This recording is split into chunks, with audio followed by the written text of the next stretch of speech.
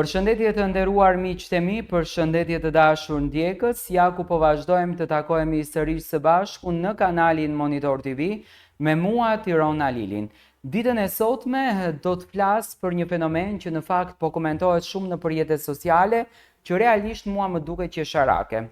E kam komentuar më herët, më duhet ta stër komentoj edhe tani, duke folur për këtë ngjarje që po bëjnë ca krahasime mes Gjestit edhe Luizit. Unë mendoj që Gjesti dhe Luizi nuk kanë asnjë gjë të përbashkët. E përbashkëta e tyre është vetëm vërtetësia. Gjesti ka vërtetësi dhe Luizi ka vërtetësi. Ajo që në fakt publikun e ka bërë ta duan Luizin, pa marrë parasysh për inteligjencën shumë dimensionale që Luizi ka, që nuk krahasohet fare me Gjestin. Më duhet ta them këtë publikisht dhe dua të jemi sinqert, Luizi është krejtësisht tjetër gjë.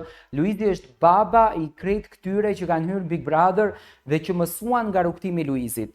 Po të mos ishte Luizi, këto do të kishin bërë Big Brotherin një siç bëhej një ishi është Big Brotherat e vjetër. Por Luizi dha shumë, mësoi shumë dhe krijoi shumë. Por mundohen që të bëjnë një lloj krahasimi që Gjesti nuk e kalon dot Luizin në këtë drejtim.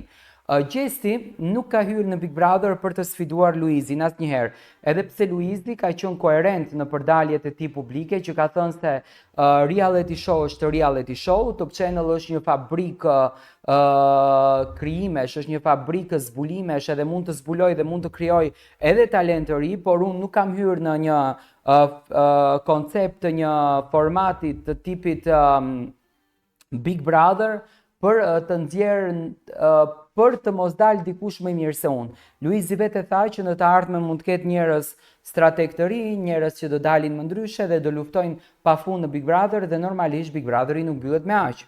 Por gjithsesi Gjesti ka bërë një arritje të madhe në jetën e tij. Java që lan pas ka qenë padyshim ndër më të rëndësishmet në jetën dhe karrierën e këngëtarit Gjesti, i cili më 19 prill u shpall fituesi Big Brother VIP Albania 4, duke rrëmbyer edhe çmimin e madh prej 100.000 eurosh. Fitoria e tij në finalen madhështore u përshëndet gjërësisht nga publiku, por suksesi nuk u ndal me kaq. Në një kohë rekord, profili i tij në Instagram ka shpërthyer duke arritur në 600.000 ndjekës, një tregues i qartë i përkrahjes dhe dashurisë së publikut, i ka dhënë gjatë gjithë rrugtimit të tij brenda shtëpisë më të famshme në Shqipëri. Fraza e tij e fundit në finale, natën e mirë, duket se më shumë se një përshëndetje ishte një fillim i një etape të re dhe të ndritur në jetën e tij publike. Me këtë fitore dhe me këtë përkrahje të jashtëzakonshme në rrjetet sociale, Gjesti pritet të jetë një nga figurat më të rëndësishme të showbizit shqiptar në muajt në vijim, një emër që nuk do të mungojë në skena, tituj dhe projekte muzikore të së ardhmes. Tani dua t'ju tregoj që Gjesti ndiqet nga 602.000 ndjekës, ndërsa Luizi ndaj 642.000 ndjekës. Me lajka Gjesti shkon pak më shumë në foto, nga 110.000 lajka, ndërsa Luizi 50.000. Mendoj që tek Gjesti ndikon pak edhe është akoma shumë taze në skenë, por publiku i do të dy në format e veta, por që të ngjason tek njëri tjetri nuk ka asnjë gjë.